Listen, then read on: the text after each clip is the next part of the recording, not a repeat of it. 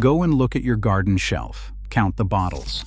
There is a seed treatment on there, a damping off drench, something for fungus gnats, a pruner disinfectant spray, a tank or barrel cleaner, an algaecide, a little sachet of flower food, a vegetable wash, and every one of those cost you somewhere between $8 and $20, and every one of them has a label designed to make you believe it is the only thing that does that particular job. Most of that shelf is one active ingredient in different packaging, and you can buy it at any pharmacy for about $1.50. Ordinary 3% hydrogen peroxide, the brown bottle in your medicine cabinet. Now let me be straight with you about the title of this video, because that is what this channel does. It does not replace every nursery product. Nothing replaces every nursery product, and anybody telling you otherwise is selling you something.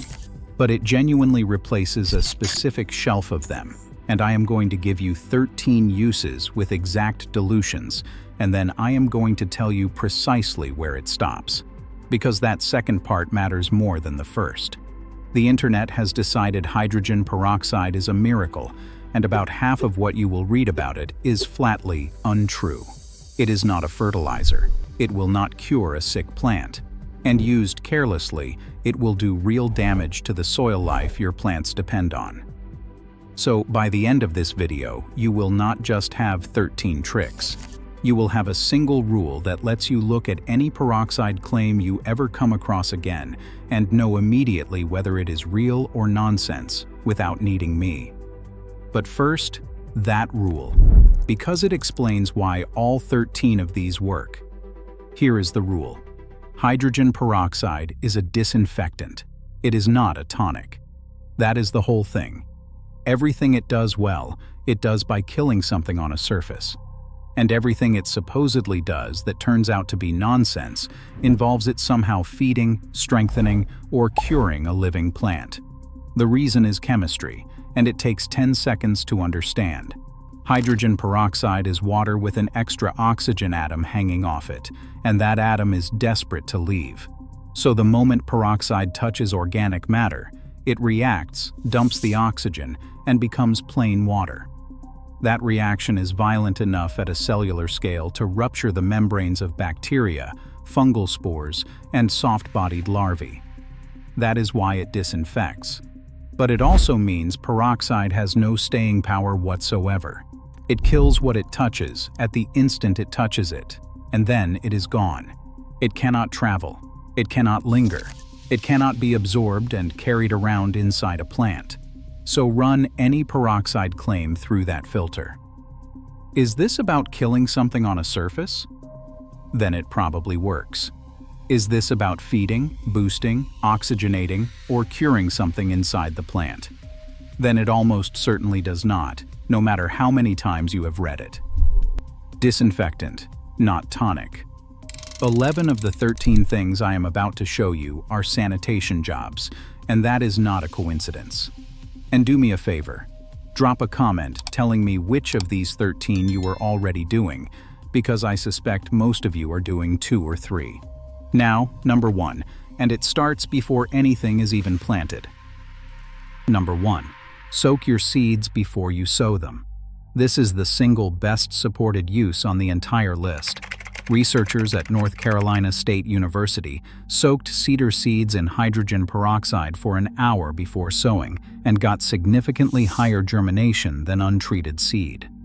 The reason is exactly what our rule predicts.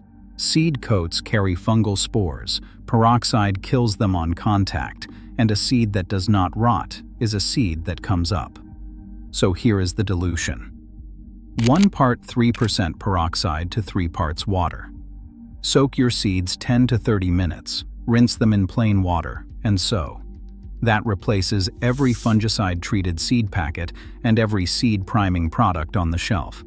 And it costs about 2 cents a tray. Number 2. Stop damping off before it takes the tray. You know this one even if you do not know the name. Your seedlings come up beautifully, and then overnight a row of them keels over, pinched and blackened right at the soil line. That is damping off, and it is soil fungi doing it. Once a tray goes, it usually goes completely. Peroxide works here because those fungi live in the top layer of the mix, on the surface, exactly where a contact disinfectant can reach them. Mix 1 tablespoon of 3% peroxide into a gallon of water and water your trays with it. Do it as a routine at sowing, and again if you see white fuzz appearing on the surface of the mix. That replaces the damping off drenches sold specifically for this, and it is the same shelf price as a coffee. Number 3. Drown the fungus gnat larvae in the soil. The adults flying at your face are not the problem. The problem is underground, where the larvae are feeding on the fine roots of your plants. Mix 1 part 3% peroxide to 4 parts water and drench the top layer of soil until it is properly wet. You will hear it fizz. That fizzing is the reaction happening against the larvae. Repeat weekly until the flying stops. Now the honest part, because plenty of videos leave this out. It kills the larvae it physically touches and nothing else. It does not touch the adults, the eggs, or the pupae. So run yellow sticky traps beside it to catch the adults, and let the soil dry out further between waterings, because damp soil is why they chose you. If 3 rounds have not fixed it, switch to a BTI product, which works biologically over several weeks. That replaces the gnat drenches, and it replaces them today rather than next week. Number 4. Rescue a plant that is rotting at the roots. Root rot is caused by water molds thriving in soil that never dries out.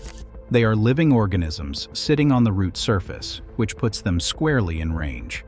So take the plant out of the pot. Wash the soil off. Cut away every root that is dark, soft, or mushy, and keep only the pale, firm ones.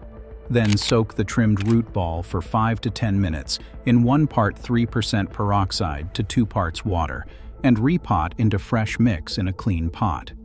Water it less afterward than you think you should. That replaces the root rot treatments, but hear the limit clearly. Peroxide kills the rot. It cannot regrow a root that is already gone, and if you do not fix the watering that caused it, you are doing this again in a month. Number 5. Sterilize your blades between every plant. This is the one that quietly protects the whole garden, and hardly anybody bothers. Plant diseases travel on steel. You cut a plant that has something, move down the row, and every fresh wound you make afterward is an open door with the pathogen already sitting on the blade. Use 3% peroxide straight from the bottle, no dilution. Wipe or spray the blades between plants and let them air dry. It does not corrode your pruners the way bleach does, and it costs nothing. That replaces the branded pruner disinfectant sprays, which are frequently the same molecule with a horticultural label and a $10 markup. One honest note. For bacterial diseases specifically, a University of California comparison found peroxide less effective than bleach. For general between-plant hygiene, it is excellent. For a known bacterial outbreak, reach for something stronger. Number 6.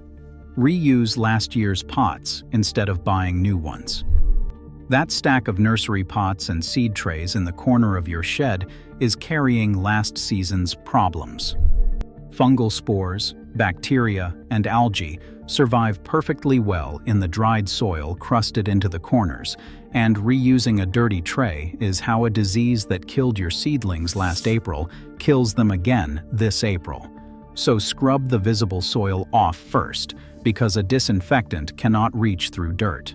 Then soak the pots and trays in a 50-50 mix of 3% peroxide and water for 10 to 15 minutes, or spray them at full strength and leave them to air dry. That replaces buying fresh pots every spring, and it replaces the horticultural disinfectants sold for exactly this job. Old pots are not the problem. Dirty pots are. Quick one, right here at the halfway mark, because you have probably noticed something about the first 6. Every single one of them was a sanitation job. Seed coats, seed trays, larvae, rotting roots, blades, pots.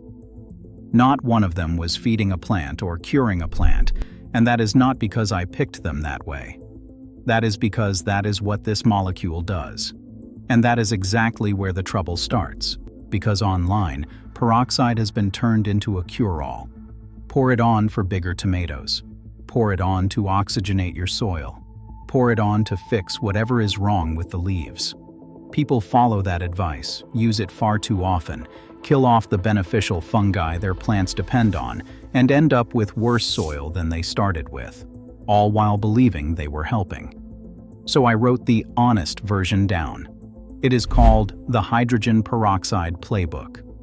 31 uses, every one with the exact dilution, sourced from real horticulture rather than internet myths.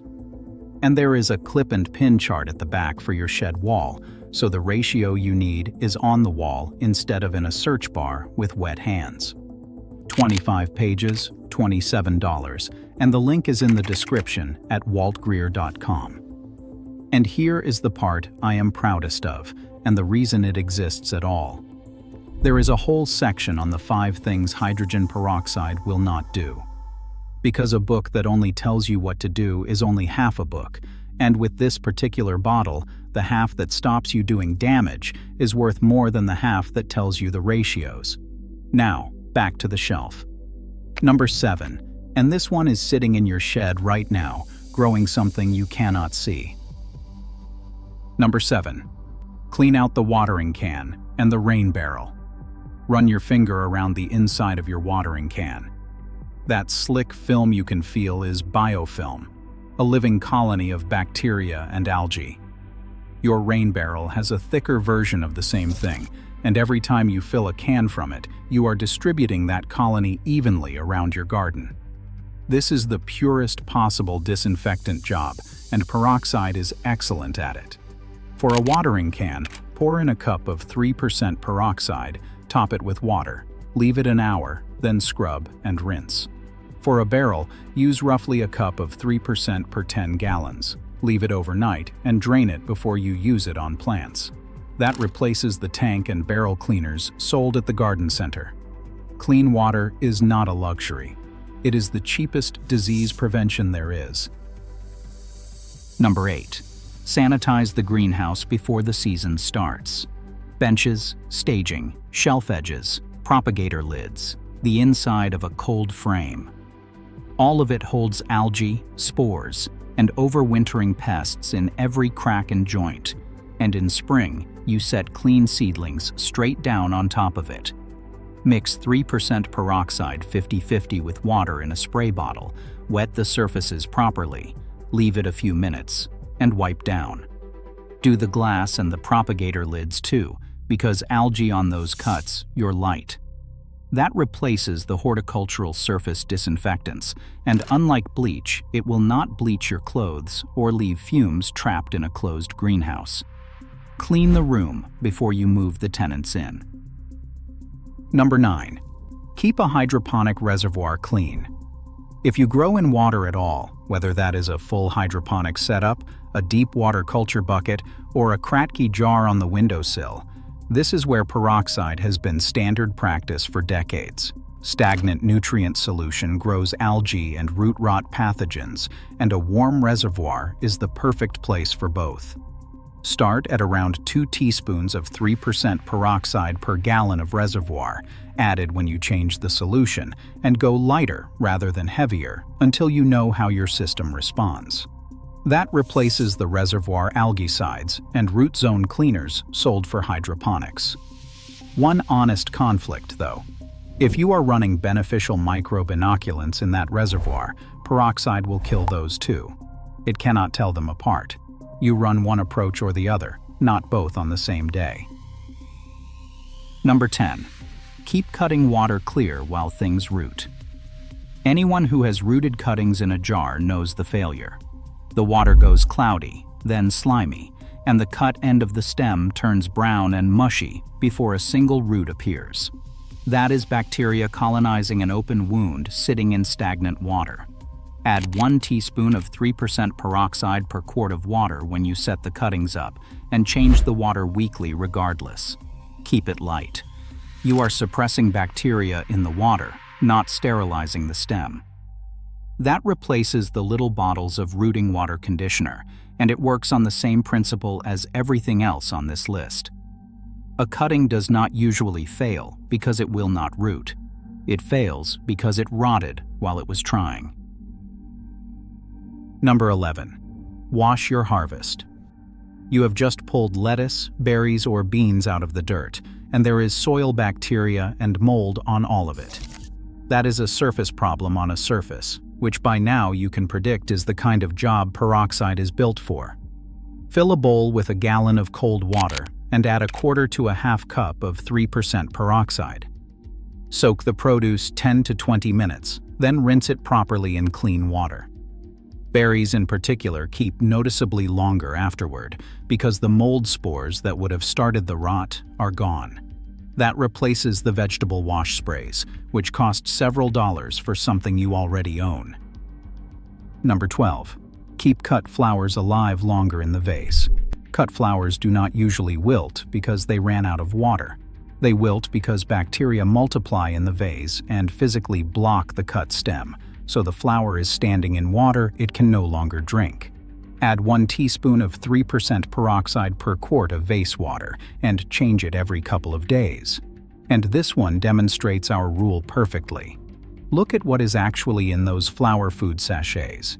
A sugar to feed the bloom, an acidifier, and a biocide to stop the bacteria.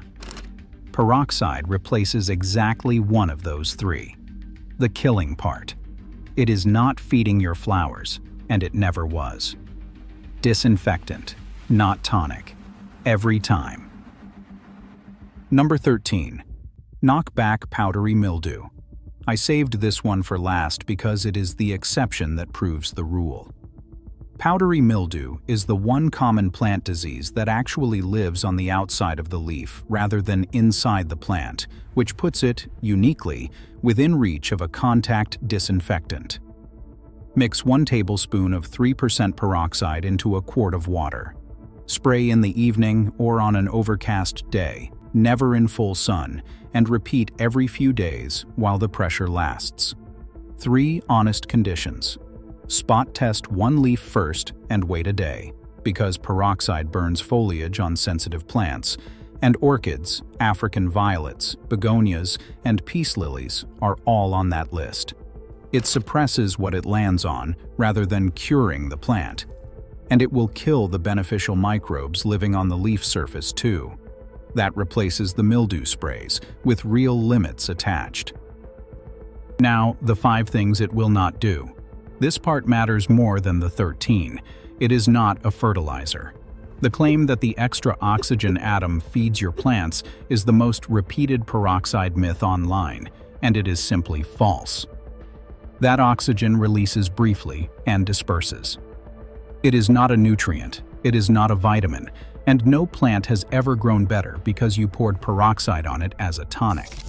It cannot cure a plant that is already infected inside. The director of the Plant Diagnostic Laboratory at the University of Connecticut explains exactly why.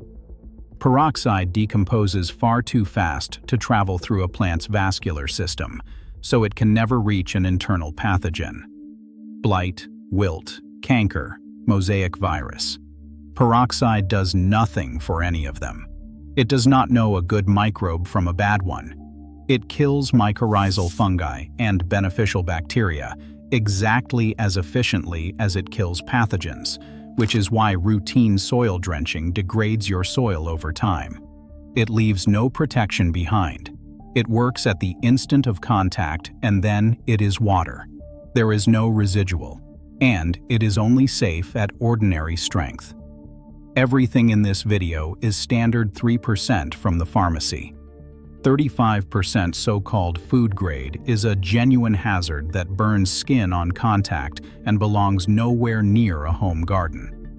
Use it targeted and use it rarely. Before we finish, send this to one person you know with a shelf full of single-purpose bottles. Just the link.